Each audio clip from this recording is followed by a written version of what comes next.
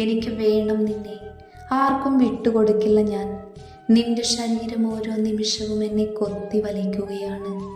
ഈ മിഥുൻ ഒന്നാഗ്രഹിച്ച അത് സ്വന്തമാക്കിയിരിക്കും. തൻ്റെ കയ്യിലിരുന്ന പാറുവിൻ്റെ ഫോട്ടോയിലേക്ക് ഉറ്റുനോക്കിക്കൊണ്ട് അവൻ വന്യമായി ചിരിച്ചു. ബോട്ടിലെ മദ്യം ഗ്ലാസ്സിലേക്ക് പകർന്നുകൊണ്ട് അവനരികിലേക്ക് നടന്നു. പാറുവിൻ്റെ ഫോട്ടോയിലേക്ക് നോക്കി നിൽക്കുന്ന മിഥുനെ കണ്ടതും അവളിൽ അമർഷം നിറഞ്ഞു. സിദ്ധുവിനെ തോൽപ്പിക്കാൻ നീ ഈ മാർഗമാണോ തിരഞ്ഞെടുത്തത്? അല്പം കടുപ്പത്തിലും പുച്ഛത്തോടെയും അവൾ അവനെ നോക്കിക്കൊണ്ട് ചോദിച്ചു. അവൻ കണ്ണുകൾ ഉയർത്തി അവളെ നോക്കി, പിന്നെ പതിയെ ചിരിച്ചു. സിദ്ധു, അവനെ അവസാനിപ്പിക്കാൻ ഞാൻ ഏതു വഴിയും സ്വീകരിക്കും. പക്ഷേ ഇവളെ എനിക്ക് വേണം. ഒരു ദിവസത്തേക്കല്ല, എന്നും എൻ്റെ കൂടെ വേണം ഇവൾ. അവളുടെ ഫോട്ടോ പതിയെ തലോടിക്കൊണ്ട് അവൻ ചിരിയോടെ പറഞ്ഞു. അപ്പം ഞാനോ? അവളുടെ ശബ്ദം നേർത്തു. നീയോ? നീ എന്നും എൻ്റെ കൂടെ ഉണ്ടല്ലോ. അവൻ ഫോട്ടോയിൽ നിന്നും കണ്ണെടുക്കാതെ തന്നെ മറുപടി നൽകി. അവൾക്ക് വല്ലാത്ത ദേഷ്യം തോന്നി. കയ്യിലെ മദ്യം തിരിച്ച് ടേബിളിൽ വെച്ചുകൊണ്ട് അവൾ അവൻ്റെ അടുത്തേക്ക് നടന്നു. അവൻ്റെ കയ്യിൽ നിന്നും ഫോട്ടോ ബലമായി പിടിച്ചു വാങ്ങി അത് കീറിയെറിഞ്ഞു. അത് കണ്ട് ചാടി എഴുന്നേറ്റ് അവൻ അവളുടെ കവിളിൽ ഉറക്കെ തള്ളി. അവൾ പകച്ചുകൊണ്ട് കവിളിൽ കൈവച്ച് രണ്ടടി പിന്നിലേക്ക് നീങ്ങി നിന്നു. അവൻ്റെ കണ്ണുകൾ ചുവന്നു വന്നു. എൻ്റെ മേൽ അധികാരം കാണിക്കാൻ നിൽക്കണ്ട, തീർക്കും നിന്നെ ഞാൻ. അവളുടെ നേരെ അലറിക്കൊണ്ട് അവൻ അവളെ പിന്നിലേക്ക് തള്ളി. സ്വയം മുടി കോർത്ത് വലിച്ചുകൊണ്ട് ടേബിളിലിരുന്ന ഗ്ലാസുകൾ തട്ടിത്തെറിപ്പിച്ചു. അവളെ ഒന്നുകൂടെ നോക്കിക്കൊണ്ട് അവൻ പുറത്തേക്ക് നടന്നു. കുറച്ച് സമയം കൊണ്ട് പാറു അവൻ്റെ മനസ്സിൽ എത്രത്തോളം പതിഞ്ഞു എന്ന് അവൾക്ക് മനസ്സിലായി. ഇല്ല മിഥുൻ, നീ എൻ്റെയാ, എൻ്റെ മാത്രം. ആരെ കൊന്നിട്ടാണെങ്കിലും ഞാൻ നിന്നെ സ്വന്തമാക്കിയിരിക്കും. ചിതറിക്കിടക്കുന്ന ക്ലാസ്സിൽ ഒരു ചീളെടുത്ത് കയ്യിൽ അമർത്തി പിടിച്ചുകൊണ്ട് അവൻ പോയ വഴിയിലേക്ക് നോക്കി നിന്നു. കയ്യിൽ നിന്നും ചോരത്തുള്ളികൾ ഒലിച്ചിറങ്ങി.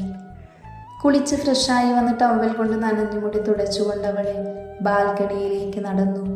നേരം പുലർന്നു വരുന്നതേയുള്ളൂ. രാവിലത്തെ ഇളം വെയിലിൽ അവളുടെ കണ്ണുകൾ കൂടുതൽ ശോഭിച്ചു നിന്നു. ഇളം കാറ്റ് അവളുടെ ഈറൻ മുടിയിലും ശരീരത്തും തൊട്ടും തലോടിപ്പോയി. കയ്യിലെ ടവൽ റെയിലിങ്ങിൽ വിരിച്ചുകൊണ്ട് അവൾ ഇരു കൈകളും വിടർത്തി പിടിച്ച് നേർത്ത കാറ്റിനെ തന്നിലേക്ക് ആവാഹിച്ചു. പിൻകഴുത്തിൽ ചുടിശ്വാസം പതിഞ്ഞതും അവളുടെ ചുണ്ടുകളിൽ പുഞ്ചിരി വിരിഞ്ഞു. കൈകൾ അവളുടെ വയറിലൂടെ ചുറ്റിപ്പിടിച്ച് സിദ്ധു അവളെ തന്നിലേക്ക് അമർത്തി. അവൾ അവൻ്റെ കൈകൾക്ക് മുകളിൽ കൈകൾ വെച്ചുകൊണ്ട് അവനെ ഒന്നുകൂടി തന്നിലേക്ക് ചേർത്ത് പിടിച്ചു. ഇന്ന് നേരത്തെ എഴുന്നേറ്റോ പാറുട്ടി? അവൻ അവളുടെ പിൻകഴുത്തിൽ ചുണ്ടുകൾ ചേർത്തുകൊണ്ട് ചോദിച്ചു. അവളെ ചെറുതായൊന്ന് മൂളി. അവനൊന്ന് സംശയിച്ചുകൊണ്ട് അവളെ തിരിച്ചു നിർത്തി. എന്താടാ, എന്തു പറ്റി നിനക്ക്? അവളുടെ കണ്ണുകൾ നിറഞ്ഞു നിൽക്കുന്നത് കണ്ട് അവൻ ഇരു കൈകളും കവിളിൽ പൊതിഞ്ഞു പിടിച്ചുകൊണ്ട് ആവലാതിയോടെ ചോദിച്ചു. അവൾ അവൻ്റെ നെഞ്ചിലേക്ക് ചാരി നിന്നു. അവളുടെ ക്രമം തെറ്റിയ ഹൃദയമിടിപ്പിൽ അവൻ്റെ മനസ്സ് പിടഞ്ഞു. അവളെ തന്നിലേക്ക് പൊതിഞ്ഞു പിടിച്ചുകൊണ്ട് പതിയെ തലയിൽ തലോടി. സിദ്ധുവേട്ട, എനിക്കെന്തോ ഒരു പേടി, എന്തൊക്കെയോ അരുതാത്തത് സംഭവിക്കുന്നത് പോലെ. അങ്ങനെ തന്നെ കിടന്നുകൊണ്ട് അവൾ പറഞ്ഞു. അവൻ നെറ്റിച്ചുളിച്ചുകൊണ്ട് അവളുടെ മുഖമുയർത്തി. എന്താടാ ഇങ്ങനെയൊക്കെ പറയുന്നേ? നീ വല്ല സ്വപ്നവും കണ്ടോ? അവൻ അവളുടെ കവിളിൽ തലോടിക്കൊണ്ട് സൗമ്യമായി ചോദിച്ചു.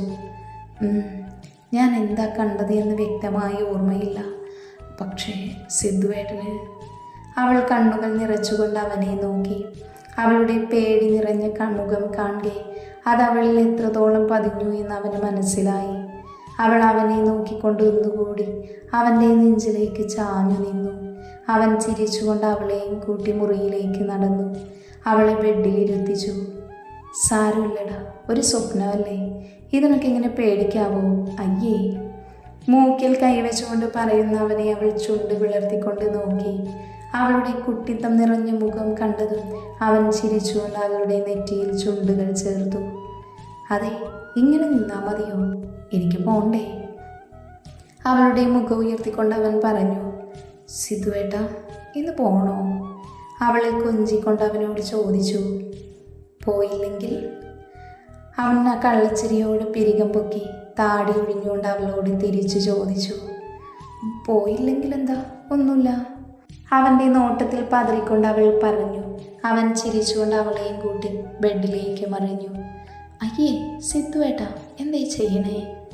അവൻ്റെ കയ്യിൽ നിന്നും പിടഞ്ഞുകൊണ്ട് അവൾ അവൻ്റെ നെഞ്ചിലിടിച്ചു. അവൻ അവളുടെ കൈകളിൽ പിടുത്തമിട്ടുകൊണ്ട് അവളുടെ കണ്ണിലേക്ക് ഉറ്റുനോക്കി. അവൻ്റെ നോട്ടത്തിൽ അവളുടെ കണ്ണുകൾ പിടഞ്ഞുപോയി. അവൻ ചിരിച്ചുകൊണ്ട് അവളുടെ കഴുത്തിൽ മുഖമുരസി.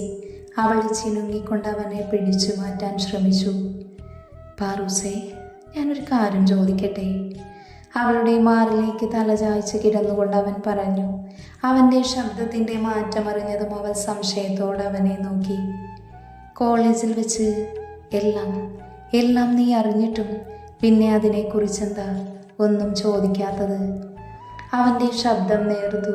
അവളുടെ പ്രതികരണമൊന്നും കേൾക്കാത്തത് കണ്ട് അവൻ തല ഉയർത്തി അവളെ നോക്കി.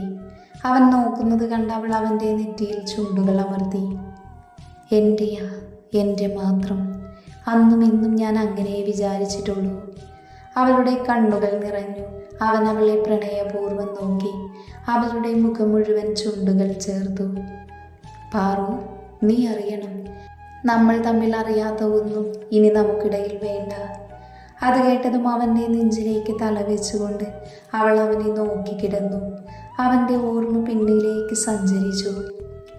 ഡാ, ഒന്ന് പെട്ടെന്ന് മാറ്റി, ലേറ്റായി.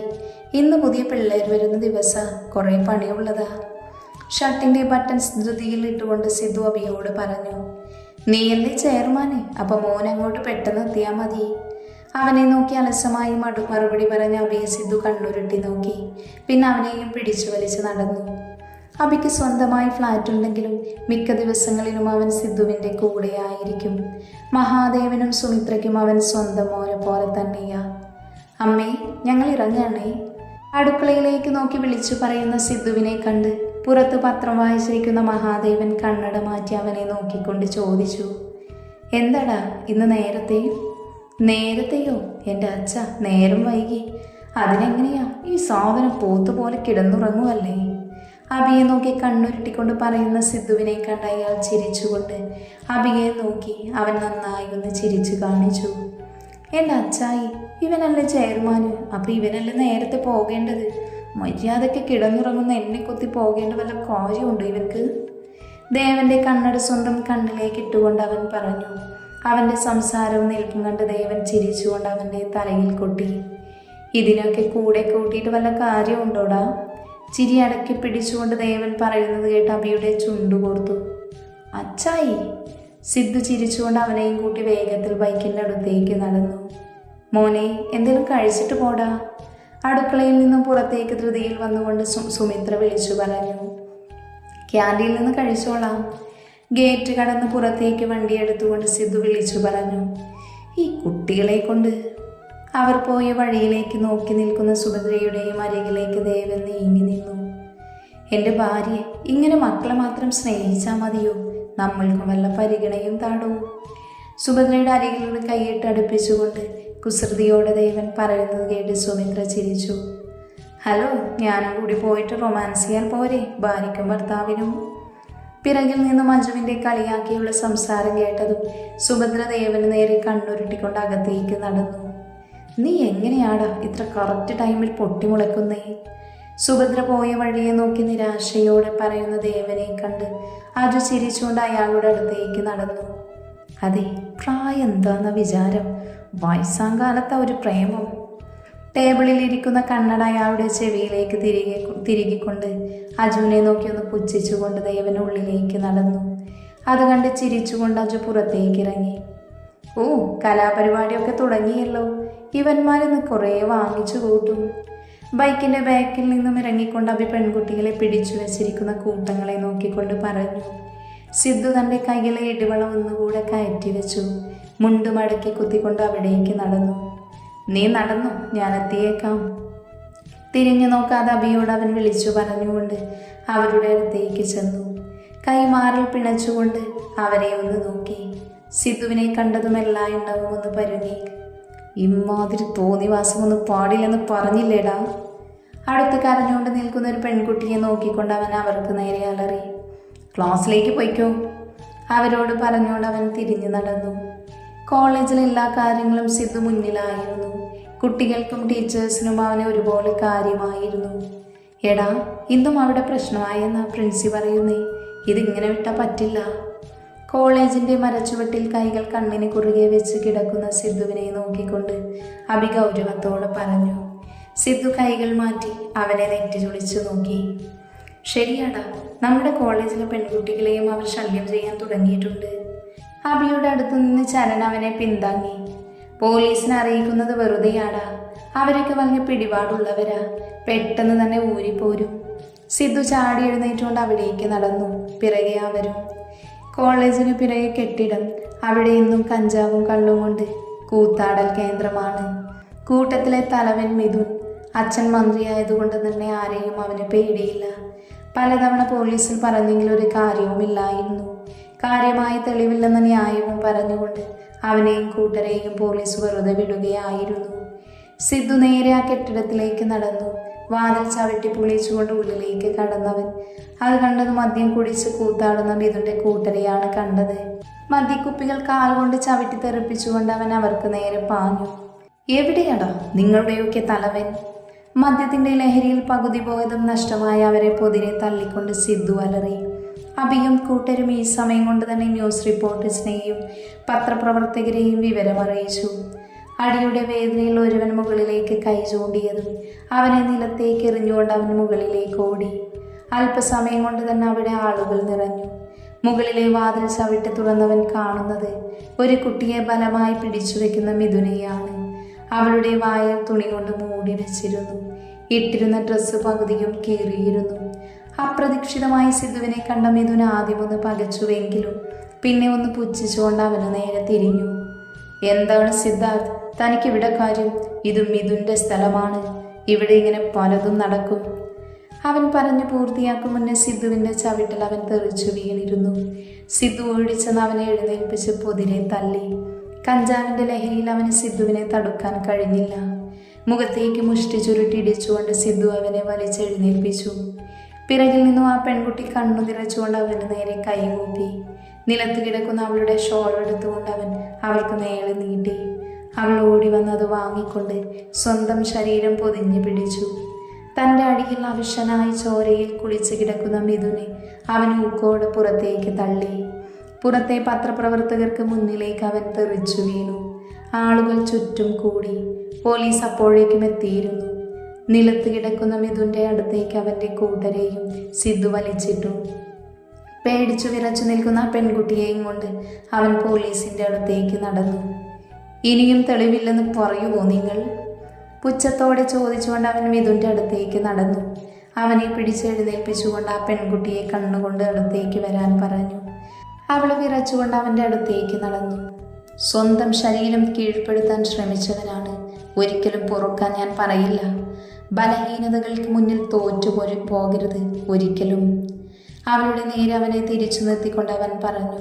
അവൻ്റെ വാക്കുകളുടെ അർത്ഥം മനസ്സിലായതുപോലെ അവളും ഇതിനു നേരെ തിരിഞ്ഞു. അവനെ നോക്കിക്കൊണ്ട് അവൻ്റെ ഇരുകവളിലും അവൾ മാറി മാറി അടിച്ചു. ഡി മിഥുൻ അലറി. ഛി, മിണ്ടാന്ന് നിൽക്കടം നായേ. അവനെ പോലീസിന്റെ അടുത്തേക്ക് എറിഞ്ഞുകൊണ്ട് സിദ്ധു കൈ കുടഞ്ഞു. നീ ഓർത്തു വെച്ചോ സിദ്ധു, ഇതിനുള്ളത് ഞാൻ നിനക്ക് തന്നിരിക്കും. അവന് നേരെ കത്തുന്ന കണ്ണുകളോടെ പറഞ്ഞുകൊണ്ട് മിഥുൻ ആളുകളെ വകഞ്ഞു മാറ്റി നടന്നു.